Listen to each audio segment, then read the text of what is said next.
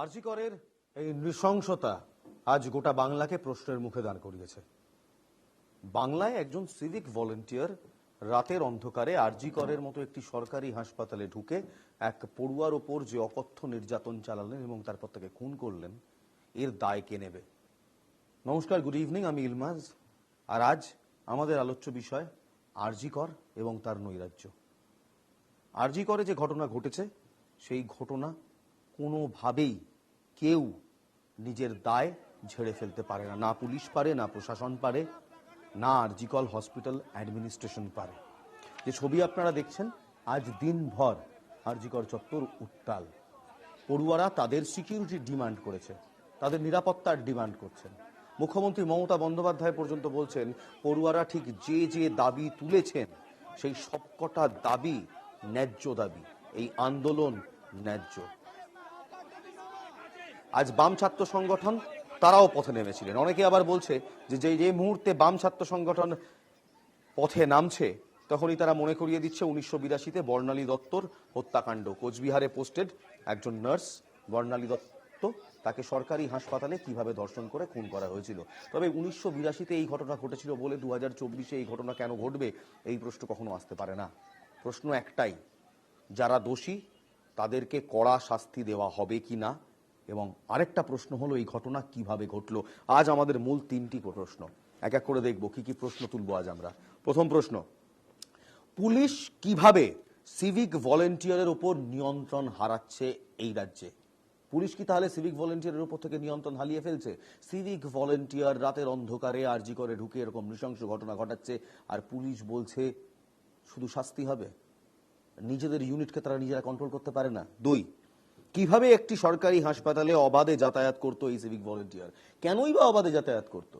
কি কারণে তার এই হসপিটালে কোনো রকম চেকিং ছাড়া, কোনো রকম বাধা ছাড়া তিনি প্রবেশ করতে পারতেন? তিন, ভোর রাতের নৃশংসতা এক সরকারি হাসপাতালে নজরদারি কি ছিল নাকি আদৌ ছিল না? যেখানে 1993 সালের পর থেকে 20 জন করে পুলিশ অফিসারকে প্রতিদিন মোতায়েন করা হয় সরকারি হাসপাতালে, সরকারি হাসপাতালের ডাক্তার, নার্স এবং রোগীদের নিরাপত্তার জন্য। এই তিনটি প্রশ্ন আজকে আমাদের সামনে জল জল করে তাকিয়ে রয়েছে। আমরা আলোচনায় যাব, কিন্তু তার আগে আজ দিনভর কি হলো, অ্যাডমিনিস্ট্রেশন ঠিক কি কি পদক্ষেপ নিল, প্রশাসনের তরফ থেকে কি কি বক্তব্য রাখা হলো, আর পুলিশই বা কি বলল, দেখুন। আরজি কর মেডিকেল কলেজে তরুণী চিকিৎসক খুনের ঘটনায় ধৃত যুবককে 14 দিনের পুলিশি হেফাজতে পাঠানো হয়। শনিবার তাকে শিয়ালদা আদালতে হাজির করানো হয়। অভিযুক্তের হয়ে আদালতে সওয়াল করেননি কোনো আইনজীবী। আরজি কর কাণ্ডে ফাঁসির শাস্তি চান খোদ মুখ্যমন্ত্রী। জুনিয়র ডাক্তারদের বিক্ষোভ সঙ্গত বলেও মানলেন মুখ্যমন্ত্রী। ফাঁসির শাস্তি চাইলেন মুখ্যমন্ত্রী মমতা বন্দ্যোপাধ্যায়। ফাস্ট ট্র্যাক কোর্টে ফাঁসির আবেদন জানানো উচিত। জুনিয়র চিকিৎসকদের আন্দোলন সঙ্গত। দক্ষতার সঙ্গে কাজ করছে পুলিশ, নিন্দনীয় ঘটনা, দোষীর কড়া শাস্তি চাই। মুখ্যমন্ত্রী বলেছেন ফাঁসি পর্যন্ত আবেদন করা হবে, পুলিশ সেই দিকে এগোচ্ছে। শনিবার সকাল থেকে এই ঘটনার প্রতিবাদে রাজ্যের বিভিন্ন সরকারি হাসপাতালে জুনিয়র চিকিৎসকরা বিক্ষোভ দেখাচ্ছেন। মিছিল থেকে স্লোগান উঠছে, বিচার চাই।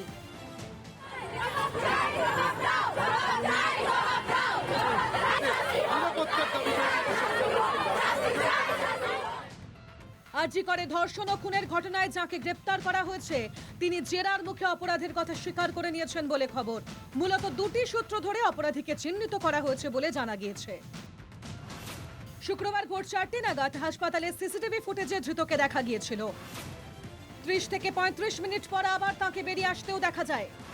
অপরাধের কথা স্বীকার করে নিয়েছে ধৃত, তবে তার মধ্যে কোনো অপরাধ বোধ দেখা যায়নি। এখনো পর্যন্ত তিনি নিরুত্তাপ। ধৃত যুবকের নিয়মিত যাতায়াত ছিল হাসপাতালে। তিনি পেশায় সিভিক ভলেন্টিয়ার। হাসপাতালে দালালির সঙ্গেও তার যোগ ছিল বলে অনুমান। তরুণী চিকিৎসকের ময়নাতদন্তের প্রাথমিক রিপোর্টে পাওয়া গিয়েছে নৃশংসতার নানা চিহ্ন। ধৃতের বিরুদ্ধে ধর্ষণ এবং খুনের মামলা রুজু করা হয়েছে বলে জানিয়েছে police. So the case has been started both under rape and murder. Yeah, sexual assault. There are signs of sexual assault as far as this is concerned. Police commissioner আরো জানিয়েছেন, নিহতের পরিবার অন্য কোনো এজেন্সির তদন্ত দাবি করলে তাদের আপত্তি নেই। The family that they want the investigation to be carried out by some other agency. From our side, there is absolutely no problem. তবে আরজিকর কাণ্ড একাধিক প্রশ্ন তুলে দিচ্ছে। পুলিশ কি সিভিক ভলেন্টিয়ারের ওপর থেকে নিয়ন্ত্রণ হারিয়েছে? কিভাবে সরকারি হাসপাতালে অবাধে যাতায়াত এই সিভিক ভলেন্টিয়ারের? ভোর রাতে নৃশংসতা সরকারি হাসপাতালে, নজরদারি কি ছিল না? রাস্তায় পড়ুয়াদের উত্তাল ভিড়। কংগ্রেস থেকে বিজেপি, বামেরা কেউ ইস্যু ছাড়তে নারাজ। আরজিকর কাণ্ডে বিরোধীদের লাইনেই ছাড়ছেন মমতা। তবু শহর কলকাতার বুকে নৃশংস অপরাধের আঁচ থেকে বাঁচতে পারবে প্রশাসন? Bureau report, NKTV Bangla. আমাদের সঙ্গে যারা রয়েছেন আসুন আলাপ করে নিই। আমাদের সঙ্গে প্রদীপ্ত রয়েছেন, তৃণমূল কংগ্রেসের মুখপাত্র। জ্যোতি রয়েছেন আমাদের সঙ্গে, ভারতীয় জনতা পার্টির মুখপাত্র। আমাদের সঙ্গে সত্যজিৎ বাবু রয়েছেন, প্রাক্তন পুলিশ কর্তা, এবং অরিন্দম দা রয়েছেন আমাদের সঙ্গে। তিনি এই মুহূর্তে সার্ভিং ডক্টর এবং ন্যাশনাল মেডিকেল কলেজ থেকে পাশ করেছেন, তাই তো? আমি প্রথম প্রশ্ন অরিন্দম দা আপনাকেই করব। এই ঘটনা মেডিকেল প্রতিষ্ঠানে কিভাবে ঘটতে পারে? আমার প্রথম প্রশ্ন হচ্ছে, রাত্রেবেলা কি তদারকি করার কিংবা নজরদারি রাখার লোক ছিল না? একজন বাইরে থেকে ঢুকে চারতলার সেমিনার হলে পৌঁছে গেল, সেই সেমিনার হলে এরকম একটি নৃশংস ঘটনা ঘটালো, and nobody was there to protest or even watch. না, সেটাই সারপ্রাইজিং, কিন্তু এটাও ঘটনা। I am not surprise with the question you had put forward, যে এই জায়গায় থেকে আমি যখন আজ থেকে 27 বছর আগে যখন জুনিয়র ডাক্তার ছিলাম, তখন কিন্তু আমি আমার ন্যাশনাল মেডিকেল কলেজ থেকে পাশ করা, সেখানে কিন্তু বিভিন্ন জায়গাটায়, কিছু জায়গায়, অল্প ছোট্ট জায়গার মধ্যেও সেখানে মদ্যপানও চলেছে, মুখে বিভিন্ন লোকের মুখে মদের গন্ধও পাওয়া যেত। আর দ্বিতীয়ত হচ্ছে গাঁজা ছেড়ে দাও, ওটা তো কমন জিনিস হয়ে যায়, কিন্তু এই জিনিসগুলো চলতো। মানে চিত্তরঞ্জন হ্যাঁ, ন্যাশনাল মেডিকেল কলেজে সেটা দেখেছি সেটা, এবং সেখানে কিছু হনু কোঅর্ডিনেশন বলে একটা বিষয় ছিল, তো তারা সেই নেতাগুলো ছিল, তাদের এরকম বন্ধু বান্ধবরা এই কাজগুলো করে গেছে। কিন্তু আরেকটা কথা বলে রাখি, ন্যাশনাল মেডিকেল কলেজে আমি যতদিন পড়াশোনা করেছি ততদিন অত কোনো অঘটন ঘটেনি। ডাক্তাররা মার খেয়েছে, সেটা তো কমন জিনিস হয়ে গেছিল, আর এখনো কমন জিনিস হয়ে গেছে। কিন্তু একটা জিনিস বলে রাখি, মেডিকেল কলেজে কিন্তু একটা ঘটনা ঘটেছিল, যেখানে একজন স্টাফ কিন্তু একজন ছাত্রীকে, মানে পোস্ট বেশ, আমি একবার আপনাকে থামাবো, কারণ এই মুহূর্তে ডিসি নর্থ অভিজিৎ গুপ্ত তিনি রয়েছেন আরজিকরের সামনে। তিনি কি বলছেন সরাসরি শুনবো। ডিসি নর্থ অভিজিৎ গুপ্ত, আরজিকর থেকে। আমরা ওকে, তাও পুলিশ খুব রিস্ট্রেন্ট ভাবে এটাকে হ্যান্ডেল করেছে। এটা পুলিশের কি কেউ ইনজিওর হয়েছে? দুজন আমাদের এই আছে, ওটাকে যখন ধাক্কামুক্কি করছিল তখন এক দুজন পড়ে গেছিল পুলিশের লোক, তো এটাই হয়েছে। তবেও পুলিশ, আমরা বলবো, খুব রিস্ট্রেন্ট ভাবে এটাকে হ্যান্ডেল করেছে। কোনোভাবে আমরা ফোর্স ব্যবহার করিনি, খুব রিস্ট্রেন্ট করে আমরা ওদেরকে বলেছি, রিকোয়েস্ট করেছি যে আপনারা এখান থেকে চলে যাবেন। স্টুডেন্টসরা আপত্তি জানানোই আপনারা? স্টুডেন্ট আপত্তি জানিয়েছিল কি এটা কেন আসছে এখানে কেন, ওরা সাথে মারপিট করতে শুরু করে দিয়েছিল। তখন পুলিশ ইন্টারভিউ করেছে কি এখানে স্টুডেন্ট আর বাইরেদের লোকের মধ্যে যেন কোনোভাবে মারপিট যেন না শুরু হয়ে যায়। হ্যাঁ, করা হয়েছিল, কিন্তু আমরা ডিটেলস বলে দেবো পরে। এটা আমার আজকে এটা নিয়ে এটা বক্তব্য আছে। Thank you.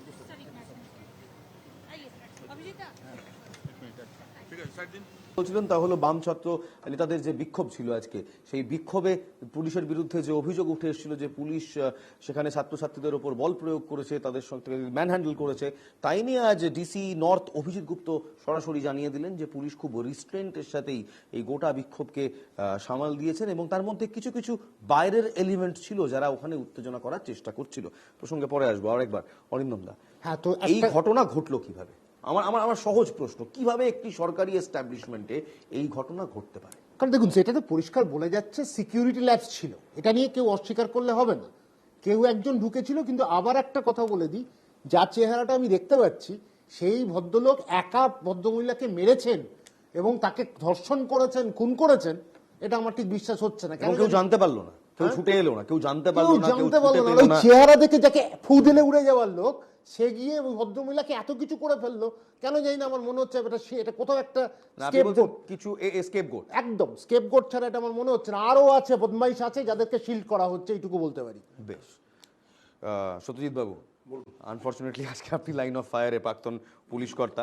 আমার প্রথম প্রশ্ন, কয়েকদিন আগে যে ন্যাশনাল মেডিকেল কলেজের কথা বলছিলেন ডাক্তারবাবু, সেই ন্যাশনাল মেডিকেল কলেজের বাইরে আমরা দেখলাম সিভিক ভলেন্টিয়ার ডান্ডা নিয়ে রোগীর আত্মীয়দের পেটাচ্ছে, সেই ছবি আপনাদের মনে আছে? ডান্ডা দিয়ে উন্মত্ত জনতা মতো তিনি পেটাচ্ছেন। আজকে সিভিক ভলেন্টিয়ার এই নৃশংস কাজ করছে। সিভিক ভলেন্টিয়ার শব্দটা পুলিশ কমিশনারের গোটা বক্তব্যে একবারও আমরা পাইনি। বিশ্বাস করুন স্যার, অনেকবার চেয়েছিলাম, খুঁজেছিলাম যে উনি একবার কোথাও বলবেন যেটা সিভিক ভলেন্টিয়ার ঘটিয়েছে, উনি বলেননি। কিন্তু পরে সামনে এলো উনি সিভিক ভলেন্টিয়ার। বলবো আনইন্টারপ্রেটেড। হ্যাঁ বলুন। প্রথম কথা হচ্ছে, আপনাদের চ্যানেলে যেটা দেখা হচ্ছে যে আসামিকে যে আইডেন্টিফাই করা হয়েছে, দুটো বলা হয়েছে, সেটা হচ্ছে সিসিটিভিতে দেখা গেছে ওর ফেস এবং রিলেভেন্ট টাইমও কভারেজ করছে, একই সঙ্গে হেডফোনও আছে, আমরা হেডফোনও জানি। আছে, ওটা সিআর লিস্টে এসছে। আমি কতগুলো ইনভেস্টিগেশনের সেক্টরে বলি আপনাকে, এটা জানা দরকার আছে এবং আমি বলছি। আচ্ছা, সেটা হচ্ছে এই যে সিভিক ভলেন্টিয়ারের কাছে যে ফোনটা ছিল, সেই ফোনের যে location tower, timing location tower, যে কটার সময় উনি আরজি করে এসছিলেন কি আসেননি, 3টের সময় ছিলেন কি ছিলেন না, সেটা তার লোকেশন, তার যে টাওয়ার লোকেশন দিয়ে এটা কমপ্লিট প্রমাণ করা যাবে যে ওই সময় সিভিক ভলেন্টিয়ার ওই আরজি করে উপস্থিত ছিল, নাম্বার 1। নাম্বার 2, তার যে ডিসচার্জ হয়েছে, সেই ডিসচার্জেস থেকে যে ভ্যাজাইনাল সোয়াব এবং স্পার্মাটোজা যেগুলো, সেগুলো থেকে এভিডেন্সের প্রমাণ করা যাবে এর ব্লাড গ্রুপ কী আছে এবং তাতে একে আনা যেতে পারে। এক্সচেঞ্জ অফ হেয়ার কিংবা অন্যান্য যেগুলো যদি থাকে সেগুলো কিন্তু পাওয়া যেতে পারে। 3 নম্বর, আপনি আমার প্রশ্নটার উত্তর দিন। আমি সব উত্তর দেবো আপনাকে, একটা ইনভেস্টিগেশন নিয়ে আমাদের কোনো প্রশ্ন নেই, প্রশ্ন নেই। আচ্ছা, শুধু সিভিক ভলেন্টিয়ার। আমার বক্তব্য সিভিক ভলেন্টিয়াররা আপনাদের কন্ট্রোলের বাইরে চলে যাচ্ছে কেন? শুনুন, সিভিক ভলেন্টিয়ার যখন নেওয়া হয়েছিল, আমি প্রথম দিকের ইন্টারভিউ করেছিলাম, কারণ না হতো সেইভাবেই। তো ঘটনা হচ্ছে যে সিভিক ভলেন্টিয়ারের তাদের কোনো ট্রেনিং প্রথম দিকে হতো না ডাইরেক্টলি, কিন্তু আমরা প্রথম থেকেই বলেছিলাম যে ডাইরেক্টলি সিভিক ভলেন্টিয়ার শুধু ট্রাফিকের জন্য নেওয়া হতো, অনলি ট্রাফিক। কিন্তু আমরা যখন সার্ভিসে ছিলাম তখন আমাদের বক্তব্য ছিল যে লোকাল থেকে যখন সিভিক ভলেন্টিয়ার নেওয়া হবে, তারা সেই থানা এলাকার মধ্যে খবরাখবরগুলো প্রত্যেকটা জিনিস পুলিশ স্টেশনের ওসিকে এসে দেবে, কি অফিসারদের দেবে, যে আমরা অমুক বাড়িতে এটা দেখলাম, অমুক মোড়ে এটা দেখলাম, এটা করলাম, এটা করলাম। এবার একটা জিনিস আপনার রেকর্ডের জন্য আমি আসবো, আমি আপনাকে প্রশ্ন করব যে যখন আপনারা এদের ইন্ডাক্ট করেন কিংবা রিক্রুটমেন্ট হয়, তখন এদের সাইক ইভ্যালুয়েশন, এদের কোনো সাইকোলজিক্যাল ইভ্যালুয়েশন যেটা আমরা বলি, সেগুলো করা হয় না। তাহলে আপনারা বুঝছেন কি করে যে সেই লোকটা ফিট ফর দ্য জব কিনা? সে আইন ব্যবস্থার একটা অক্সিলারি পার্ট হিসেবে কাজ করে, পুলিশের সঙ্গে অক্সিলারি হিসেবে কাজ করে। আপনি একজন ক্রিমিনালের গায়ে যদি উর্দি চাপিয়ে দেন, সে তো আরো বেশি ডেঞ্জারাস। তাই তো হলো।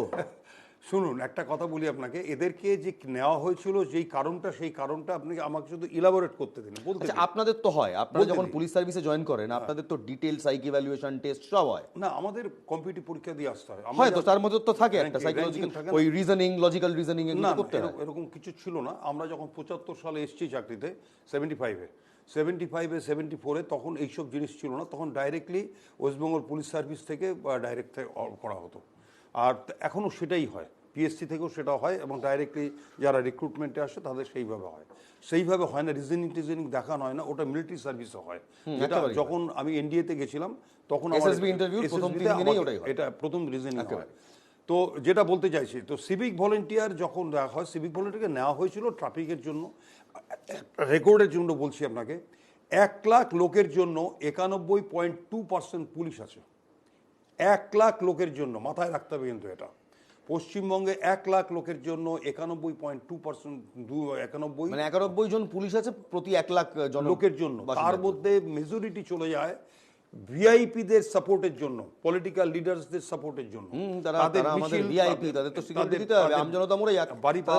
তাদের বাড়ি পাহারা এগুলো থাকে, ভিআইপি এনক্লোজার থাকে, তারপরে থাকে ল অ্যান্ড অর্ডার মেনটেন করার জন্য, যেখানে তাদের জীবনের দাম আছে, আমজনতার জীবনের দাম নেই। আমি পলিটিক্যাল সাইডটা প্লিজ আমি বলছি, কমিয়ে দিন না, আমি কমাতে পারবো না, মানে আপনি না, কমিয়ে দিন বলছি। তারপরে যে ল অ্যান্ড অর্ডার সিচুয়েশন, যে কোনো মুহূর্তে ল অ্যান্ড অর্ডার সিচুয়েশন আসছে, এবং যারা এখন অপোজিশনে রয়েছে তারা যে কোনো সময় যে কোনো জায়গায় একটা এজিটেশনের মধ্যে আসছে। আমি সবটাই বুঝলাম স্যার, একটা কথা বলুন না, রাখার জন্য সাফিশিয়েন্টলি পুলিশ ফোর্স নেই, এদেরকে সাহায্য দিতে হয় আমাদের। এরা খুবই, পুলিশ কি সিভিক ভলেন্টিয়ারের উপর নিয়ন্ত্রণ হারিয়েছে? না, হারায়নি, নিয়ন্ত্রণ 25 জন 20 থেকে 25 জন আরজি করে পোস্টেড থাকার কথা রাত্রেবেলা, 1993 সাল থেকে এই রুল চালু আছে বাংলায়, তারা কোথায় ছিল? আমাকে বলতে দিন। এটা প্রথম কথা হচ্ছে, প্রতিটা আরজি করে নয়, প্রতিটা গভর্নমেন্ট হসপিটালে একজন করে ইন্সপেক্টর, দু তিনজন করে সাব ইন্সপেক্টর, এএসআই মিনিমাম 3-4 জন এবং মোর দেন 25 কনস্টেবলস থাকার কথা।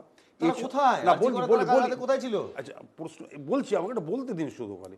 এই যে টোটাল যে ফোর্সটা, এই টোটাল ফোর্সটা এখন এত সংক্ষিপ্ত হয়ে গেছে, আমাদেরকে রাখা সম্ভব হয় না। অনেক সময় এইখানে সাপোর্টের জন্য সিভিক হয়তো 25 জন কনস্টেবল আছে, 30 জন আছে, যেমন এসএস ক্যাম্প অনেক বেশি আছে। বেশ বেশ, আমি আপনাকে একটু থামাবো, কারণ এই মুহূর্তে আমার সহকর্মী সুদীপ্ত সরাসরি লাইভে রয়েছে আরজিকরের সামনে থেকে। সুদীপ্ত, দিনভর দেখেছি আমরা আরজিকর উত্তপ্ত, আরজিকর উত্তাল, ছাত্রদের একটাই ডিমান্ড, তা হলো বিচার চাই। সুদীপ্ত শোনা যাচ্ছে? সুদীপ্ত শোনা যাচ্ছে? সুদীপ্ত, সুদীপ্ত, বেশ, আমরা সুদীপ্ত আজ দিনভর আমরা দেখেছি উত্তাল হয়ে গিয়েছে আরজিকর। এই মুহূর্তে তুমি যেখানে দাঁড়িয়ে রয়েছো, দিনভর ছবিটা আমার মনে আছে। আমার একটাই প্রশ্ন, যে প্রশ্ন আজকে বারবার ঘুরে ফিরে আসছে, 1993 সাল থেকে সরকার নিয়ম করে দিয়েছে 20 থেকে 25 জন পুলিশ কর্মী পোস্টেড থাকবেন যে কোনো সরকারি হাসপাতালে নিরাপত্তার জন্য। কাল রাত্রে তারা ছিল? আজ তারা থাকবে আমরা জানি, কাল রাত্রে তারা ছিল? দেখো, কাল রাতে পুলিশ কর্মীর নিরাপত্তা বা এখানকার আরজিকরের রাত্রিকালীন যে অবস্থা, তাদের নিরাপত্তা নিয়েই তো প্রশ্ন। বারবার সেই প্রশ্ন তুলছেন এই মেডিকেল পড়ুয়ারা। যারা যে জুনিয়র ডাক্তার যিনি নিহত হয়েছেন, তার সহপাঠীরা সেই প্রশ্নই তো সকাল থেকে করে আসছেন, এবং তারা বলছেন যে এই নিরাপত্তা, নো সিকিউরিটি নো ট্রিটমেন্ট, এটাই তাদের মূল স্লোগান। অর্থাৎ নিরাপত্তা সুনিশ্চিত করতে হবে হাসপাতাল কর্তৃপক্ষকে, প্রশাসনকে, সেটা নিয়েই প্রশ্ন। এবং সকাল থেকেও যখন আমরা এসছি তখন পুলিশ ছিল, কিন্তু রাত্রিকালীন যে পরিস্থিতি, সেখানে পুলিশের একটা অভাব রয়েছে। শুধু পুলিশের নিরাপত্তার অভাব নয়, সিসি ক্যামেরাও পর্যাপ্ত নেই। আরজিকর কলকাতার একটা নামী মেডিকেল কলেজ হসপিটাল, সেখানেও পর্যাপ্ত সিসিটিভি নেই। যে 10 দফা দাবি এই স্টুডেন্টরা, জুনিয়র ডাক্তাররা হাসপাতাল কর্তৃপক্ষ এবং প্রশাসনের কাছে দিয়েছেন, তার মধ্যে অন্যতম একটা দাবি হচ্ছে সিসি ক্যামেরা সর্বত্র মোতায়েন করতে হবে, এবং এই যে রাত্রিকালীন যে ডিউটি যারা করবেন, শুধু মহিলা চিকিৎসক বা জুনিয়র ডাক্তাররাই নয়, এমনকি পুরুষ চিকিৎসকদেরও সবার নিরাপত্তা সুনিশ্চিত করতে হবে। যেসব পুলিশ কর্মীরা যারা নিরাপত্তা রক্ষার দায়িত্বে থাকেন, ইনক্লুডিং সিভিল ভলেন্টিয়ার, তাদের সমস্ত তালিকা দিতে হবে। কারণ বলা হয় ঠিকই, কিন্তু আদৌ কি পুলিশ কর্মীরা থাকেন? এই প্রশ্ন কিন্তু এই মেডিকেল পড়ুয়ারাই তুলেছেন। এবং এই সব মিলিয়ে গোটা ঘটনায়, গোটা এই আরজিকর সহ গোটা রাজ্যের স্বাস্থ্য ব্যবস্থায় রাত্রিকালীন ডিউটি বা নাইট ডিউটিতে মহিলা চিকিৎসক বা জুনিয়র ডাক্তার যারা আছেন, তাদের নিরাপত্তার সুনিশ্চিত কতটা, সেটা নিয়ে কিন্তু প্রশ্নচিহ্ন উঠেইছে ইলমাজ। এবং সেই প্রশ্নচিহ্ন কিন্তু শুধু আমরা বলছি না, এই প্রশ্নচিহ্নে জুনিয়র ডাক্তাররাই প্রশ্ন তুলছেন। আমি একজন জুনিয়র ডাক্তারের সাথে এই বিষয়ে একটু কথা বলে নিই। তারা কিন্তু এই প্রশ্ন বারবার তুলছেন যে রাত্রি নাইট ডিউটি বা জুনিয়র ডাক্তার, বিশেষ করে মহিলা জুনিয়র ডাক্তার বা যারা মহিলা ডাক্তার, তাদের নিরাপত্তা কতটা সুনিশ্চিত মেডিকেল কলেজ, হাসপাতাল বা রাজ্য স্বাস্থ্য। হ্যাঁ, সেটা তো এই ঘটনা থেকে বোঝাই যাচ্ছে কতটা সুরক্ষিত না।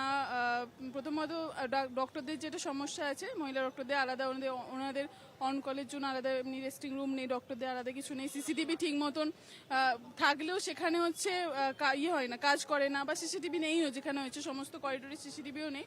এবং তাদেরকে যে কাজ মানে মহিলা ডক্টর যিনি বা সিস্টারদেরও অনেক সময় হয় যেটা, যে একারা ডিউটি করছেন একটা ওয়ার্ডে, মেল ওয়ার্ডও সেটা হতে পারে, বা অন্য যে কোনো জায়গায়, সেখানে এমন একটা পরিবেশ যেখানে তারা নিরাপত্তা বোধ করছেন না। কারণ এইরকম এই যে মানে পরিস্থিতিতে পরিবেশটাতে দেওয়া উচিত ছিল, কর্তৃপক্ষ সেটা দিচ্ছেন, এবং কর্তৃপক্ষ কমপ্লিটলি এটা নিয়ে উদাসীন। একটা প্রশ্ন আছে, হ্যাঁ বলুন। 93 সাল থেকে একটা আইন আছে যে হাসপাতালে রাত্রিকালীন পরিস্থিতিতে 15 থেকে 20 জন পুলিশ কর্মী নিদেন পক্ষে নিরাপত্তা থাকতে হবে। গতকাল, আমি আগের কথা বাদ দিলাম, গতকালও কি সেটা ছিল? না, সেটা কতজন ছিল এখানে উপস্থিত সেটা তো বলতে পারবো না, কিন্তু আমরা ওয়ার্ডের মধ্যে সেটা পাই না। কারণ নিচে হয়তো থাকতেও পারে এখানে, কিন্তু ওয়ার্ডের মধ্যে আমরা অন্য দিনও, মানে কালকের কথাও বলছি না, তার আগেও বলছি, কোনোদিনই আমরা এটা পাই না, ওয়ার্ডে এটা পাই না। সিস্টেম ভালো আর একটু বলতে পারবে। ওয়ার্ডে কখনোই থাকে না, পুলিশ কর্মী তো অনেক মানে অনেক দূরের ব্যাপার, সিকিউরিটি গার্ড পর্যন্ত থাকে না, ইভেন এমনও হয় সিকিউরিটি গার্ড ঘুমায়, তাদেরকে কোনো একটা মানে এমার্জেন্সি কোনো সিচুয়েশন হলো। বেশ, অর্থাৎ নিরাপত্তার দাবিতে জুনিয়র ডাক্তারদের আন্দোলন চলবে। মুখ্যমন্ত্রী মমতা বন্দ্যোপাধ্যায়ও বলছেন এই জুনিয়র ডাক্তাররা যে দাবি তুলেছেন সবকটাই ন্যায্য, তিনিও এর সঙ্গে সহমত। এখানেই তো আমার প্রশ্ন প্রদীপ্ত তোমার কাছে, অবভিয়াসলি যেটা হয়েছে নৃশংস, এর সঙ্গে তৃণমূল কংগ্রেসের কোনো যোগ নেই, আমরা যোগ স্থাপনও করতে চাই না, কিন্তু তৃণমূল কংগ্রেস এই মুহূর্তে রাজ্যের শাসক দল, প্রশাসন তাদের হাতে, একটা প্রশাসনের একটা গাফিলতি সেটা তো দেখা যাচ্ছে। আজ থেকে যেমন আমরা দেখলাম পুলিশ অত্যন্ত তৎপর, উইদিন 24 আওয়ার্স অ্যাকিউজড অ্যারেস্ট হলো, তাকে কোর্ট প্রডিউস করা হলো, ফাস্ট ট্র্যাক কোর্টের কথা বলা হচ্ছে, কিন্তু আমার প্রশ্ন হচ্ছে গতকালকে নজরদারি কি ছিল? পড়ুয়ারা বলছেন সিসিটিভি কাজ করে না, পুলিশের দেখা পাওয়া যায় না, কর্তৃপক্ষ উদাসীন।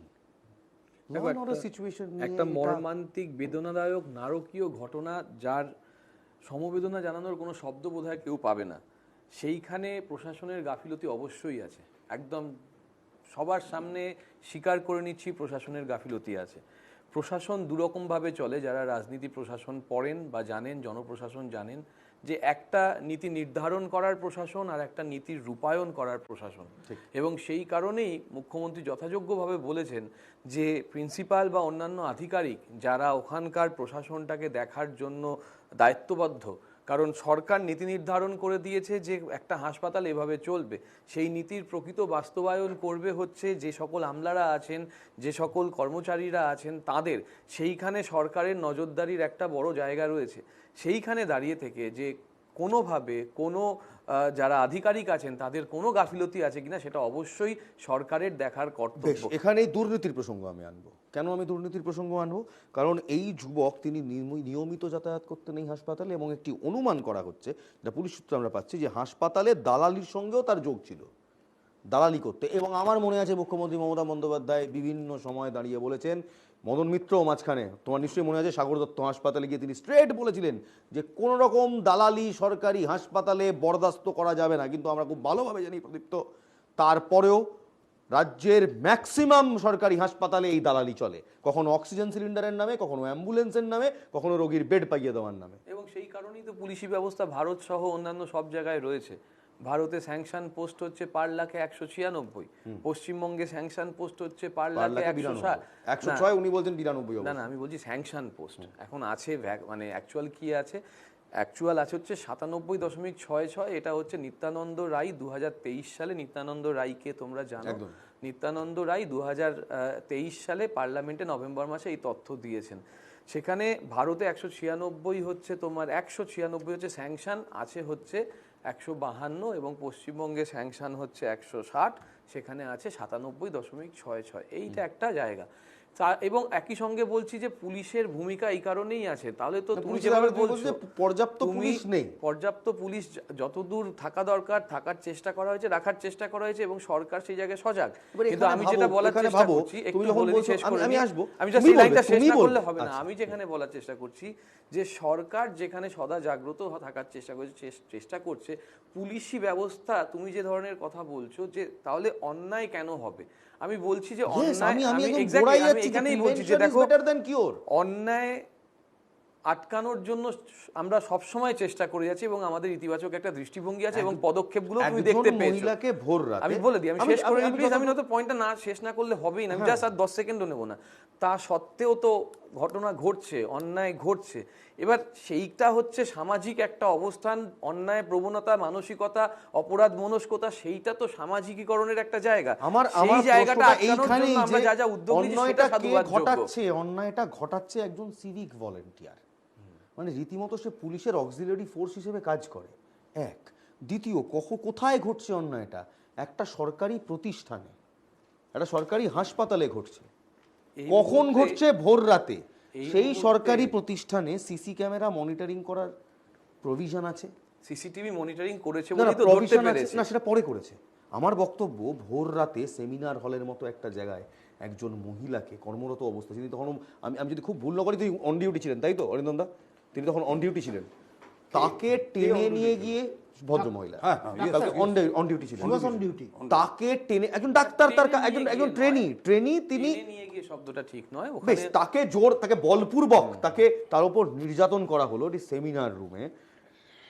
এত বড় হাসপাতাল, সেখানে মনিটরিং নিশ্চয়ই হয়, এখানে কেউ জানতে পর্যন্ত পারলো না, এবং এই গোটা কর্মকাণ্ড একটাই মানুষ ঘটিয়ে গেলেন, অরিন্দমবাবু বলছেন বিশ্বাসযোগ্য নয়। না, সেটা তো বিশ্বাস নাই হতে পারে। আমরা তো পুলিশ বা প্রশাসন বা রাজনৈতিক দল হিসেবে তৃণমূল কখনোই বলছে না যে ওখানে একমাত্র একজনই ছিলেন, কেউ বলছে না। আমরা বলছি যে সেমিনার রুমে যে সিসিটিভি ছিল কি ছিল না সেটা একটা বিতর্ক। ঘটনাটা ঘটেছে সিসিটিভি এই সেমিনার রুমে, কিন্তু সিসিটিভি ক্যামেরা ছিল বলেই ভদ্রলোক ধরা পড়েছেন। আর মনিটরিংয়ে গাফিলতি ছিল বা ছিল না, সেখান থেকেই তো প্রশ্ন উঠছে প্রশাসনের গাফিলতি। মানে সরকার তো, নেতা মন্ত্রীরা, রাজনৈতিক দলের কর্মীরা, তারা তো সিসিটিভির তদন্ত করবে না। ধরো তোমার এখানে কি হচ্ছে বা হচ্ছে না সেটা তো বাইরে রাজনীতিবিদরা এসে দেখবে না। আমরা আসি গেস্ট হিসেবে, আমরা বলে বেরিয়ে যাই, কিন্তু মধ্যিখানে তোমাদের হাজারটা সিস্টেম চলে, তার তদারকি করার দায়িত্ব তো একান্ত তোমাদের। সেটা ব্যবসার প্রতিষ্ঠান, ঠিক সেরকম ভাবে একটা সরকারি প্রতিষ্ঠানে একটা প্রশাসনের দায়িত্ব আছে।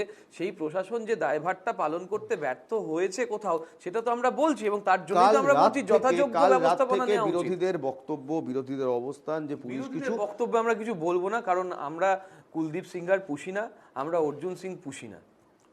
বেশ, গতকাল থেকে এই যে ছবি দেখছেন এই মুহূর্তে বিজেপির এই মুহূর্তে ক্যান্ডেল লাইট মার্চ যেটা হচ্ছে কলকাতার রাস্তায়, সেটা ছবি দেখাচ্ছি আপনার জ্যোতি। কাল রাত থেকে আপনারা একটাই কথা বলছেন, তা হলো কিছু একটা চাপা দেওয়া হচ্ছে, কিছু একটা আচ্ছা বেশ কিছু একটা আর না, এই দ্বন্দ্ব নয়, পয়েন্টে ফিরি, যে কিছু একটা ধামাচাপা দেওয়ার চেষ্টা করছে পুলিশ, কিছু একটা ধামাচাপা দেওয়ার চেষ্টা করছে পুলিশ। কি ধামাচাপা দেওয়ার চেষ্টা করছে? উল্টে পুলিশ তো বলছে আমরা ফার্স্ট অ্যাকশন নিয়েছি, আমরা উইদিন 24 আওয়ার্স অ্যাকিউজডকে গ্রেফতার করেছি, তার যে কোনো এজেন্সি দিয়ে তদন্ত হোক, আমাদের কোনো সমস্যা নেই, খোদ সিপি বলছেন। শুভ সন্ধ্যা সবাইকে। দেখুন ইলমাসদা, এই যে আপনার মনে থাকবে কিছুদিন আগে, মানে 5 বছর আগে এনআরএস হসপিটালেও এরকম একটা আন্দোলন হয়, এবং সেখানে মানে জুনিয়র ডাক্তারদের কিছু দাবি দাওয়া ছিল। তার মধ্যে যারা আজকে যে দাবি দাওয়াগুলো নিয়ে সরব হয়েছে, সেম দাবি দাওয়া তাদের ওই সময়ে ছিল, যে একজন এসিপি পদমর্যাদার একজনকে দিয়ে তদারকি করতে হবে, সিসিটিভি লাগাতে হবে, এবং আপনার পরিকাঠামো ঠিক করতে হবে। যদি জুনিয়র ডাক্তার যিনি রাত্রে পোস্টেড থাকবেন তার নিরাপত্তার ব্যবস্থা দিতে হবে।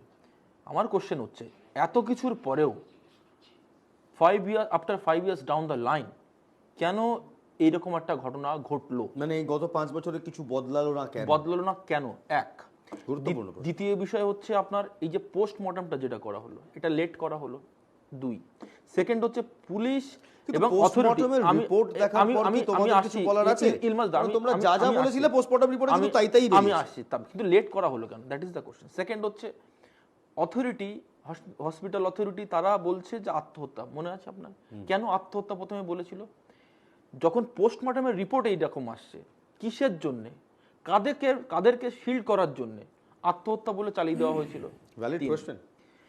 4 হচ্ছে আপনার প্রথম দিকে এই ঘটনাটাকে ধামাচাপা দেওয়ার একটা মারাত্মকভাবে চেষ্টা করা। মানে এইটা কি, মানে কোন যুক্তিতে বলছে? এই যে আত্মহত্যা বলা, পরিবারকে মৃতদেহ না দেওয়া। আপনার মনে থাকবে, আপনাদের মিডিয়াকেও, আমি নাম বলছি না, কিছু মিডিয়া হাউসের তাদের ফোন সহ বিভিন্নভাবে আমাদের সাংবাদিকরা হেনস্থা করা হয়। এই ঘটনাগুলো কেন ঘটলো? ঠিক এখানেই তো প্রদীপ্ত যে পয়েন্টগুলো জ্যোতি তুলছে, যে প্রথমে আত্মহত্যা বলে চালিয়ে দেওয়ার কেন একটা প্রয়াস হয়েছিল, এটা বিজেপির বক্তব্য, আমাদের নয়, কিন্তু এটা বিজেপির বক্তব্য। দ্বিতীয়, কেন ময়না তদন্ত, তারা ময়না তদন্ত নিয়ে মনে আছে, রিপিট করতে হবে না, আমি বলে দিই। দেখো, এখানে তো মানে রাতের অন্ধকারে পুড়িয়ে মারা হয়নি কোনো ঘটনার জন্য, জাস্টিফিকেশন নয়। ঠিক আছে, আমি বলে নি, জাস্টিফিকেশন আমি দিয়ে দেবো, আমার জাস্টিফিকেশন আছে। আচ্ছা প্লিজ প্লিজ। না, অবশ্যই টানার আছে। যখন আমি জ্যোতির সঙ্গে এই সভায় ছিলাম, জ্যোতির সঙ্গে এই সভায় ছিলাম, যখন ভারতের প্রধানমন্ত্রী সম্পর্কে কিছু কথা হচ্ছিল, তখন আমেরিকার প্রধানমন্ত্রী টেনে এনেছিল। আমার এখনো ভিডিওটা রয়েছে, দর্শক উত্তর দিয়ে দেবে। জ্যোতির উত্তর এখানে আমি কিভাবে দেবো সেটা আমি ঠিক করব, জ্যোতি নয়। আবারও বলছি, আবার দর্শক বন্ধুকে মনে করিয়ে দিচ্ছি, যখন এখানে ভারতের প্রধানমন্ত্রী নিয়ে কোনো প্রশ্ন এই ভদ্রলোক করেছিলেন, তখন জ্যোতি আমেরিকার প্রধানমন্ত্রী নিয়ে করেছিলেন।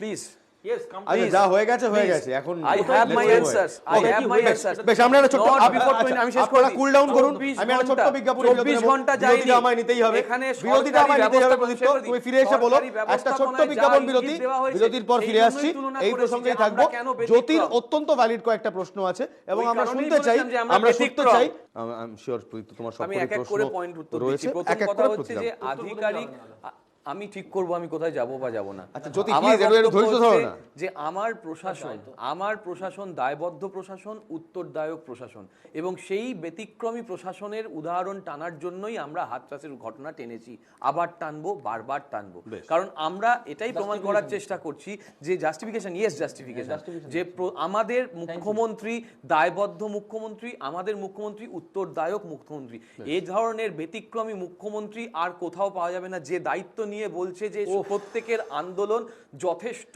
সমীচীন বেদনার একটা ঘটনা ঘটেছে আমরা ফাঁসি চাইছি এবং একই সঙ্গে বলেছেন যে আমরা কঠোর থেকে কঠোর শাস্তি যেমন চাইছি তার সঙ্গে যারা আধিকারিকরা জড়িয়ে রয়েছে মুখ্যমন্ত্রী জ্যোতির অ্যান্সার ইতিমধ্যে দিয়ে দিয়েছে তারপরেও জ্যোতিদের সমস্যা হচ্ছে যে রাজনীতি করতে হবে ওদের রুটি সেঁকতে হবে ওদের নিজের দোষগুলো ওরা দেখতে পাবে না তখন বলবে এখানে আমি মণিপুর নিয়ে চুপ আরে যে বিনেশকে অলিম্পিকের অ্যাওয়ার্ড দেওয়া হলো না তাকে বিভূষণ সিংরা কি করেছিল সেই নিয়ে ওরা ডিলে করেন এটা তো মানবে আমরা উত্তর দিই এখানে আমি তো বললাম এগুলো দেখুন এই যে 5 বছর পরেও এই ঘটনাগুলো ঘটছে আপনার এই যে পরেও তো বিনেশ ফোগাট না ঘটছে আমি বলছি তারপরে তো ঘটছে হচ্ছে ওই যে তোমাদের অলিম্পিক নিয়ে বিভূষণ সিং হয়ে গেছে কেন হবে মণিপুর নিয়ে কেন হবে আমেরিকা চলে যাও ডোনাল্ড ট্রাম্প আমেরিকা নিয়ে বিজেপি তুমি গেছো এখনো লোকে দেখেছে ভারতের প্রশাসন নিয়ে প্রশ্ন করলে জ্যোতি এখানে আমেরিকা নিয়ে চলে গেছে প্রদীপ্ত ব্রিজভূষণ না আমরা বলছি ব্রিজভূষণ ঠিক থেকে শুরু করে কুলদীপ সিং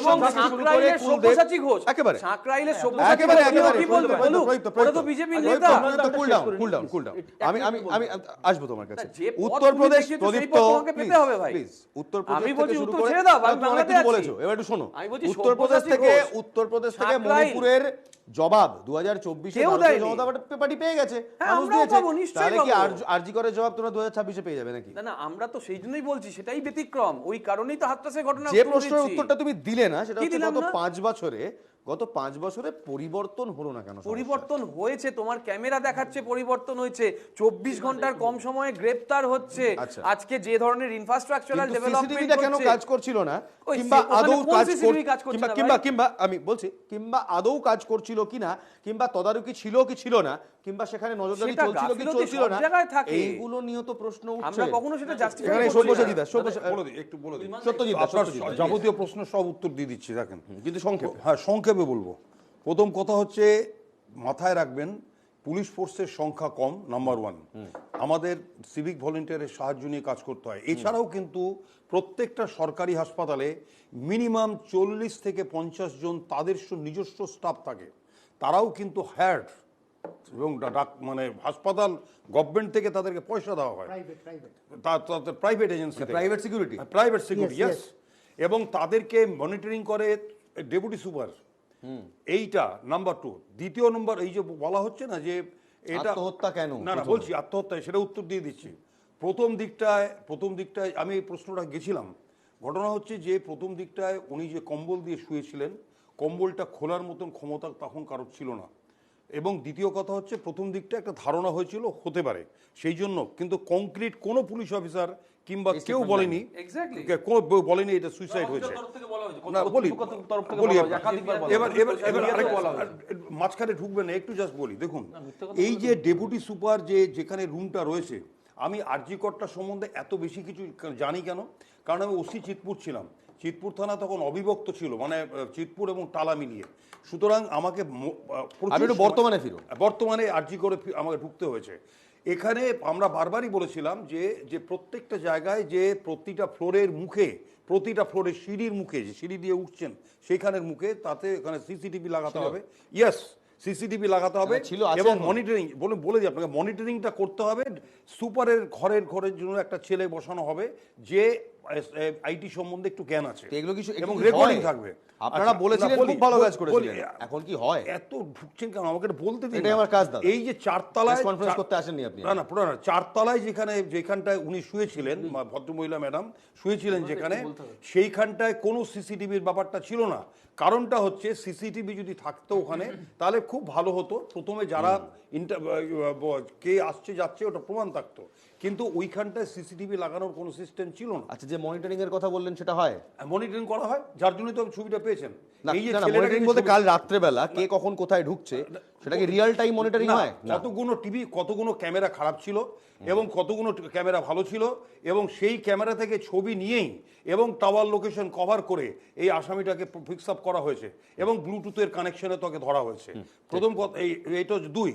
তৃতীয় নম্বর কথা হচ্ছে যে বারবার যে বলা হচ্ছে যে সিভিক ভলেন্টিয়ারকে কভার করবে ওখানকার যে অফিসার ইনচার্জ, থানার অফিসার ইনচার্জ, যিনি ওখানকার ফাঁড়ির ইনচার্জ, তাকে ধরা হয় ওসি ফাঁড়ি। দেখুন এই টেকনিক্যাল টার্মস আমি ঢুকতেই চাই না। Technical- না এই টেকনিক্যাল নয়, আমার তো খুব সহজ প্রশ্ন ছিল, আমি অরিন্দমদের কাছে যাব যে কিভাবে একটি সরকারি হাসপাতালে অবাধে যাতায়াত করে এই সিভিক অবাধে ভলেন্টিয়ার? তো করবে। কেনই এত বা বড় করে? ডাক্তার, নর্থ ক্যালকাটার মধ্যে সবচেয়ে বড় হসপিটাল হচ্ছে আরজিকর।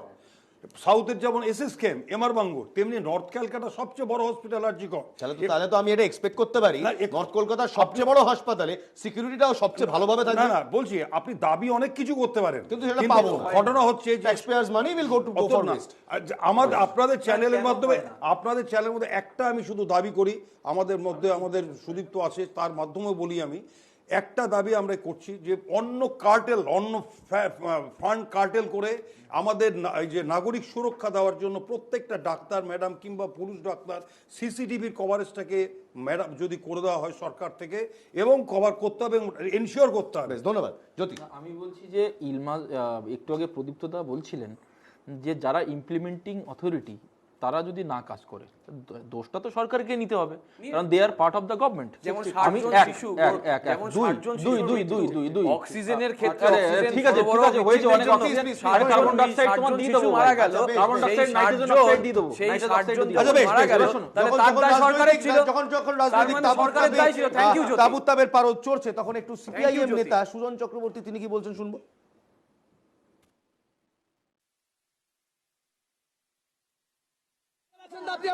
সর্বোচ্চ পর্যায়ে তদন্ত হতে হবে এবং অপরাধীর যথাযথ শাস্তি, এর বিচার আমরা চাই। এটা নির্ভয়ার চাইতে কোনো অংশে কম নয়, এটা কামদুনির চাইতে কোনো অংশে কম নয়। মিডিয়া হইচই করে উঠেছে, তবে লোকে জেনেছে, তাহলে তো পুরোটাকে গুম করে দেওয়ার মনোভাব ছিল। জঘন্যতম অপরাধ, এর চূড়ান্ত শাস্তি শেষ পর্যন্ত ক্যাপিটাল পানিশমেন্ট হতে হবে। তাহলে ইন্দ্রনীল খান অর্থাৎ ভারতীয় জনতা পার্টির নেতা ইন্দ্রনীল খান তিনি কি বলছেন শুনুন। এই কুকর্মের সঙ্গে যুক্ত আছে তাদের উপর যেন দৃষ্টান্তমূলক শাস্তি হয়, এবং যারা ইনভলভ আছে প্রত্যেককে যেন প্রপার ইন্টারোগেট করে যথার্থ ইনভেস্টিগেশন, কোনো ধরনের বায়াস না রেখে, পলিটিক্যাল বায়াস যেটা আমাদের পশ্চিমবঙ্গের পুলিশ প্রশাসনকে পুরো শেষ করে দিয়েছে। আমাদের রাজ্যের দুষ্কৃতীরা যেভাবে আজকে মাথাচাড়া দিচ্ছে, এই পলিটিক্যাল বায়াসটাকে ত্যাগ করতে হবে। পলিটিক্যাল বায়াস বেশ জ্যোতি, দেখো আমি বিরোধীদের সমস্ত বক্তব্যের সঙ্গে একদম একমত। যেটা হয়েছে সেটা নৃশংস হয়েছে, এবং কোথাও মমতা বন্দ্যোপাধ্যায় তিনি যখন বিরোধীরা বলছে যে নিরপেক্ষ তদন্ত, মমতা বন্দ্যোপাধ্যায় রাজ্যের সিএম তিনি বলছেন দরকারে অন্য এজেন্সি এনে তদন্ত করান। চিফ মিনিস্টার তিনি বলছেন, কমিশনার অফ পুলিশ তিনি বলছেন অন্য এজেন্সি এনে তদন্ত করান, ফাস্ট ট্র্যাক কোর্ট করান। কি প্রদীপ্ত ঠিক তো? এবার এখানে ও যে বলছে ব্যতিক্রম, এই ব্যতিক্রমে আমি তোমাকে তিনটে প্রশ্ন করতে চাই, তিনটে জায়গার উদাহরণ। 2023-24 সেপ্টেম্বর উত্তরপ্রদেশের সুলতানপুর বিজেপির ডিস্ট্রিক্ট প্রেসিডেন্ট বাব্বান সিং, তার নেফিউ ভাইপো বলো কি একজন ডাক্তারকে পিটিয়ে মারলো। কি হলো? বিজেপির ডিস্ট্রিক্ট প্রেসিডেন্টের ভাইপো। জৌনপুর জানুয়ারি 2024 জনপুরে একজন আয়ুর্বেদ ডাক্তারকে গুলি করে খুন করা হলো। এরকম উদাহরণ 2024 মে মাস, আর এই 2 মাস আগে আমি বলছি এরকম উদাহরণ জাংপুরায় ডক্টর যোগেশ চন্দ্র পল বলতে হবে না, এত রিসার্চ করার দরকার নেই। আমি বলছি শোনো, স্ট্র্যাঙ্গেল করে অর্থাৎ শ্বাসরোধ করে খুন করা হলো। এত রিসার্চ করার দরকার নেই। আপনি যে পয়েন্টে তৃণমূলকে বিচ্ছ, তৃণমূলের কাছে কিন্তু এক্স্যাক্টলি এতগুলো রসদ আছে তোমাদের বেদার আমি জন্য। বলছি এরকম উদাহরণ ইলমাসদা আমি বলছি, আমরা বাংলায় পলিটিক্সটা করি তো, আজকে যেহেতু এই ঘটনাটা ঘটেছে আমরা ওই ঘটনাটাকে কোনোদিন জাস্টিফিকেশন দিই না। যদি জাস্টিফিকেশন নয় যে তাহলে তোমার উপর মানুষ কি করে ভরসা রাখবে? মানুষ কিভাবে তোমাদের উপর ভরসা রাখবে যে তোমাদের অ্যাডমিনিস্ট্রেশনে? আচ্ছা বেশ, তোমাদের অ্যাডমিনিস্ট্রেশনে তো প্লিজ আমি বলিনি, তোমাদের অ্যাডমিনিস্ট্রেশনে এই একই ঘটনা ঘটে, তার প্রমাণ রয়েছে। আমি বলি তাহলে তোমাদেরকে বাংলায় ক্ষমতায় আনলে এই ঘটনা ঘটবে না, এর কোন সিওরিটি মানুষ পাবে? আমি বাংলায় এদের জামানায় তো ঘটছেই না, বাংলায় ক্ষমতায় আনলে কি হবে কি হবে না সেই প্রসঙ্গটা না। প্রসঙ্গটা হচ্ছে যে এখন যে মেয়েটার সাথে এই ঘটনা ঘটেছে, সেই ঘটনাটা ঘটলো কেন? বাংলার একজন মা, মাটি মানুষের সঙ্গে সংযুক্ত একটা মেয়ে, তাকে কেন একদম কম বয়সে তাকে পৃথিবী ছাড়া হতে হলো? আমি বলছি যখন হয়েছিল সেইটা নিয়ে যখন ডিবেট যদি হতো তাহলে আমরা ভালো অ্যান্সারটা দিতে পারতাম, ইলাবোরেটলি অ্যান্সার দিতে পারতাম।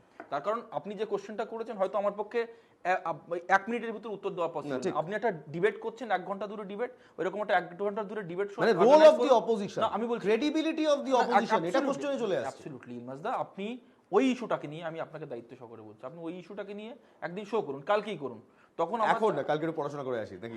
আপনি করুন সেটা, তারপরে অবশ্যই দরকার রয়েছে, নিশ্চয়ই নিশ্চয়ই দরকার রয়েছে। সেটা হচ্ছে একটা, তাহলে আমরা আমরা তার বক্তব্য রাখতে পারবো। কিন্তু আজকে যে ঘটনাটা, আমরা তো গণতন্ত্রে আপনাদের বড় ভূমিকা রয়েছে, আপনাদের বড় ভূমিকা। সরকারের প্রতিটা দোষ আপনারা চোখে আঙুল দিয়ে দেখাবেন, কিন্তু একই সঙ্গে আপনাদের তো ক্রেডিবল হতে হবে। না সেটাই বলছি, এই যে উত্তরটা আমি দেওয়ার জন্য 1 মিনিট যথেষ্ট নয়। আমি বলছি একটা পুরো ডিবেট অর্গানাইজ করুন, আমি উত্তরটা দিই। দ্বিতীয় বিষয় হচ্ছে যারা ইমপ্লিমেন্টেশন অথরিটি, অর্থাৎ উত্তর শুনবে না, যে উত্তরপ্রদেশে লোকজন তো শুনতে চাইছে, ওটা ঘেটে দিচ্ছে। সেটাই বলছি, আমি বলছি যারা ইমপ্লিমেন্টেশন অথরিটি কে, Sandip Ghosh, who is Sandip Ghosh? Sandip Ghosh is the principal of RG Kar, আরজিকরের প্রিন্সিপাল। ওনার নামে, উনি তো অথরিটি, মানে ইমপ্লিমেন্টেশন অথরিটি, ওনার নামে যখন দুর্নীতির অভিযোগ ওঠে এবং বারবার করে বলা হয়েছে আপনার পয়েন্ট নাম্বার 1, 2, 3, 4 করে যে গেস্ট হাউসের টাকা আপনি দুর্নীতি করেছেন, আপনি হচ্ছেন ভেরিয়াস প্রকিউরমেন্টের ক্ষেত্রে দুর্নীতি করেছেন, ম্যানিপুলেশন অফ টেন্ডার্স করা হয়েছে, সেইগুলো যখন বারবার করে উঠে এসছে ঘটনাগুলো, সন্দীপ ঘোষের বিরুদ্ধে কোনো তদন্ত কমিটি গঠন করা হয়নি। এই সন্দীপ ঘোষকে দেখা গেছে 2021 সালে যখন তৃণমূল কংগ্রেস জেতে তাকে মানে সবুজ আবিরে খেলতে দেখা যায়। তৃণমূল কংগ্রেসের একাধিক নেতার সঙ্গে তার বিভিন্ন রকম তোমার একেবারে যে বিভিন্ন রাজ্যে, এমনকি এই রাজ্যেও যে বিভিন্ন কেন্দ্রীয় প্রতিষ্ঠানগুলো আছে, বিজেপির এমপি বিধায়করা তারা ডাইরেক্টর পদে রয়েছে, সরকারি পজিশনে। ফলে ওইভাবে কথা বলে লাভ নেই। আমি আবারও এখানে ওকে প্লিজ এবার তাহলে দর্শকরা শুনতে চাই, তোরটাকে স্বীকার করতে, এবার দর্শকরা শুনতে চাই, যদি দর্শকরা প্রদীপ্তকে শুনতে চায়, তোমাকেও শুনতে চায়, ওকেও শুনতে চায়। আর মুখ চোরকে কে ডিফেন্ড করছে সেটা শুভেন্দু অধিকারীকে দেখলে বোঝা যায়। আচ্ছা বেশ আমরা এই তরজায় যাব, কিন্তু চোর বলেছিল তারা শুভেন্দু অধিকারীকে নিয়ে যারা ডিফেন্ড করছে বোঝা যাচ্ছে। আমার শাসক দল এবং বিরোধী দলের দুই প্রতিনিধিকেই বলবো, আমরা তো কখনো বলিনি ভাই, মানুষ একটা উত্তর চায়, তা হলো আচ্ছা বেশ, আমরা তো বলিনি। মানুষ প্লিজ মানুষ একটাই উত্তর চায়, তাহলে একজন সিভিক ভলেন্টিয়ার এই কাজ ঘটাচ্ছে এবং আজ পুলিশ কমিশনার, তিনি যতবার তাকে প্রশ্ন করা হয়েছে যে সিভিক ভলেন্টিয়ার কিনা, তিনি প্রশ্নটা এড়িয়ে গেছেন, মুখে একবারও নামটা নেননি। নিশ্চয়ই আপনারা সবাই দেখেছেন সেই প্রেস কনফারেন্স, তিনি নেননি। বেশ, আমি এইটুকু সহমর্মিত, তবে তিনি এই কথাও বলেছেন যে criminal of the highest order, সবচেয়ে কঠোর শাস্তি নেওয়া যাবে, এটাতে আমি তাকে কুর্নিশ জানাবো, তিনি এই কথাটা স্বীকার করেছেন। কিন্তু কোথাও আমরা বলি না যে প্রথমে একটা ইন্ট্রোস্পেকশন করতে হয়, আমাদের কোনো ফল্ট আছে কিনা, এটা কি তাহলে মিসিং ছিল? কারণ আমরা এই যে ধৃতের বাড়িতে পৌঁছে গিয়েছিলাম, ধৃতের মায়ের সঙ্গে আমাদের প্রতিনিধি সচিন, তিনি সরাসরি কথা বলেছিলেন, তার মা কি বলছে ছেলের সম্বন্ধে শুনুন। সঞ্জয় রায় এই নামটি এখন পশ্চিমবঙ্গের সব থেকে বেশি চর্চিত নাম। কেন? আরজি করে যে জুনিয়র চিকিৎসকের মৃত্যু ঘটেছে বা খুন করা হয়েছে, যেমনটি অভিযোগ উঠছে, সেই খুনের ঘটনায় মূল অভিযুক্ত এই সঞ্জয় রায়। এই মুহূর্তে আমরা রয়েছি তার বাড়িতে, ভবানীপুরে তার যে বাড়ি, ঠান্ডাই গলিতে, সেই বাড়িতেই আমরা রয়েছি এবং 1 কামরার ঘর, তার বাবার ছবি রয়েছে এবং তার মা রয়েছেন এখানে। আপনার ছেলে কোথায় কাজ করতো? আমার ছেলে পুলিশে কাজ করতো। হ্যাঁ। কোথায় পোস্টেড, কোথায় ছিল? সেটা তো আমাকে কিছু বলতেন না। হ্যাঁ, আমার স্বামীও আমাকে কিছু বলতেন না, আমাকে ওটা দিয়ে। ছেলে কখন আসতো, কখন? ওই যখন ডিউটি শেষ হতো আসতো, আবার খেতো, আবার ডিউটি থাকতো, চলে। দিনের কোন সময়টা? দেখুন, মর্নিং এ ডিউটি থাকলে মর্নিং এ করতো, নাইটে থাকলে নাইটে করতো, ডেতে থাকলে ডে করতো। তিনি কি বিবাহিত সঞ্জয়? ওই যে একটি ওয়াইফ। ওনার ওয়াইফ মারা গেছেন? হ্যাঁ। আচ্ছা, বেশ। ছেলে কি বাড়িতে কোনো রকম ঝামেলা ঝঞ্ঝাট কিছু, কোনো খারাপ কমপ্লেন? ওনার বাবাও না, আমি আসার পর থেকে তো কোনো ইয়ে দেখিনি। আর যে সোসাইটিতে বানিয়েছি এ করতে পারে অশান্তি ঝগড়া। আপনার কি মনে হয় ছেলে যা যা করেছে শুনেছেন? এসব আমার মনে হয় না, কিন্তু এখন শুনছি আমি লোকের মুখে হাজার রকম কথা শোনা যায়। খারাপ লাগছে তো? খারাপ লাগছে না, মা আছি। মায়ের মন অবশ্যই খারাপ লাগছে গোটা ঘটনার পরে। তিনি বলছেন ছেলেকে যেভাবে মানুষ করেছি সেভাবে এই ঘটনার মতন কোনো সম্ভাবনা ছিল না, কিন্তু কিভাবে ঘটলো তিনিও বুঝতে পারছেন না। এই এক কামরা ঘরকে এখন আঁকড়ে ধরে বসে আছেন তিনি। কি হয় সেদিকে তাকিয়ে রয়েছে এই সঞ্জয় রায়ের মা মালতী রায়। ক্যামেরায় রঞ্জিতের সঙ্গে সচিন রক্ষিত, এনকেটিভি বাংলা। অরিন্দম দা, তার আগে আমি ছোট একটু ইন্টারাপ্ট করতে হচ্ছে। এর সঙ্গে সঙ্গে এই যে এতক্ষণ আমরা রাজনীতি খেলছি না, এইটা জায়গায় আমি বলতে চাইছি যে এই যে মেয়েটির বাবা কি বলছে সেটা যদি শোনা যায়। সুপার তো বুঝবেন, এটা সুপারের দায়িত্ব ছিল এটা ঠিক রাখার, কিন্তু রাখেননি উনি। আমার মেয়ে সমস্ত কিছু এড়িয়ে চলার চেষ্টা করতো। কেন এড়িয়ে চলতে? যাতে কোনো ঝুট ঝামেলার মধ্যে, আমরা ঝামেলা পছন্দ করি না একদম। আমরা সাদা সেটা এই যে দেখছেন যে রাজনীতির ছোঁয়া লাগতে দিচ্ছি না। রাজনীতির লোক আমাদের অনেক ঝামেলা করছে, অন্য রাজনীতির দলের লোক, আমরা কোনো ছোঁয়া দিতে চাইছি না। আমরা সাধারণ মানুষ, আমরা সাধারণভাবেই থাকতে ভালো হচ্ছে। সব ঘটে গেছে সেটার জন্য পূর্ণ তদন্ত হয় আর যারা সুষ্ঠু বিচার পাই। এই দিয়ে এটাই প্রমাণ করতে চাইছি যে আমরা জাস্টিফিকেশন চাইছি না। কি প্রমাণ করতে চাইছে? চিৎকার বন্ধ করলে আমি বলবো না। আমরা কি বলবো না যে কেন? তৃণমূল কংগ্রেস বিজেপি এইটা আমরা করতে চাইছি না। বলবো না যে কেন আমরা বলছি যে কি প্রমাণ করতে চাইছে? আমরা এটাই প্রমাণ করতে চাইছি, বলো তো আমাকে, বোঝাও তো দেখি। চুপ করা যাবে? বলো। মেয়েটির বাবার কথা যে শুনতে পারে না, বুঝতে পারে না, তার উত্তর দেওয়া যায় না। আমাদের বক্তব্য খুব পরিষ্কার। আমরা যেখানে মুখ্যমন্ত্রীর তরফ থেকে, প্রশাসনের তরফ থেকে সর্বোচ্চ এবং সব থেকে কঠিন পদক্ষেপ নেওয়ার চেষ্টা করা হচ্ছে। 11 জনের একটা টিম হয়েছে, ম্যাজিস্ট্রেটকে ডেকে এনে ব্যবস্থা ফাস্ট ট্র্যাক করে নিয়ে সব জায়গায় নেতার। আচ্ছা, বেশ অভিষেক বন্দ্যোপাধ্যায় এই মুহূর্তে কি বলছেন শুনুন। অভিষেক বন্দ্যোপাধ্যায় এই মুহূর্তে কি বলছেন শুনুন। চাইলেও কিছু করতে পারি না, আমাদের আইন হাত বেঁধে রেখেছে। এই সমস্ত ঘটনা যারা ঘটায় তাদের সমাজে থাকার অধিকার নেই, কিন্তু দেশের আইন এমন আপনি কিছু করতে পারবেন না। ট্রায়াল হবে, দোষী সাব্যস্ত হবে, তারপর আইদার তার ফাঁসি হবে, নইলে যাবজ্জীবন কারাদণ্ড হবে, নইলে অন্য কোনো বিচার ব্যবস্থা তার বিরুদ্ধে যা ব্যবস্থা ঘোষণা করবে তাই হবে। কিন্তু আজকে যারা এই ঘটনাটা ঘটিয়েছে সে পুলিশ না ইঞ্জিনিয়ার না খেলোয়াড় না রাঁধুনি না আর্কিটেক্ট না শ্রমিক না কৃষক। একটা ধর্ষকের তো কোনো জাত হয় না, সে ধর্ষক। একটা খুনির তো কোনো আইডেন্টিটি হয় না, সে খুনি। সে তো খুন করেছে। যে ধর্ষণ করেছে সে পুলিশ না ডাক্তার না আর্কিটেক্ট না শ্রমিক না কৃষক। এই দেখে তো লাভ নেই, সে আগে ধর্ষক, সে আগে খুনি। এ সমস্ত লোকেদের সমাজে থাকার অধিকার নেই। স্পিডি ট্রায়াল করে যত দ্রুত সম্ভব যাতে তার দৃষ্টান্তমূলক শাস্তি এবং বিচার হয় আমরা সকলে চাই, এবং যত দ্রুত সম্ভব। কিন্তু আমি এই যে একটু আগে বললাম যে আমাদের দেশের আইন এবং বিচার ব্যবস্থা এমন, এবং প্রত্যেকটা ঘটনাকে নিয়ে রাজনীতি করা। আমি দেখছিলাম কালকে খবরটা আসার সাথে সাথে কয়েকটা রাজনৈতিক দল ফ্ল্যাগ নিয়ে বেরিয়ে পড়েছে, বসে পড়েছে। আজকে যদি আমরা সত্যিই চাই যে এরকম ঘটনার পুনরাবৃত্তি না হয় বা না হোক, আমাদের কি করা উচিত? আইন সভায় সংশোধন করে হয় অর্ডিন্যান্স আনুন, অধ্যাদেশ আনুন, এবং 6 মাস পর আপনি অ্যামেন্ডমেন্ট করে বিল আনুন, যাতে 7 দিনের মধ্যে 10 দিনের মধ্যে এদের ব্যবস্থা হয়, 1 মাসের মধ্যে ব্যবস্থা হয়।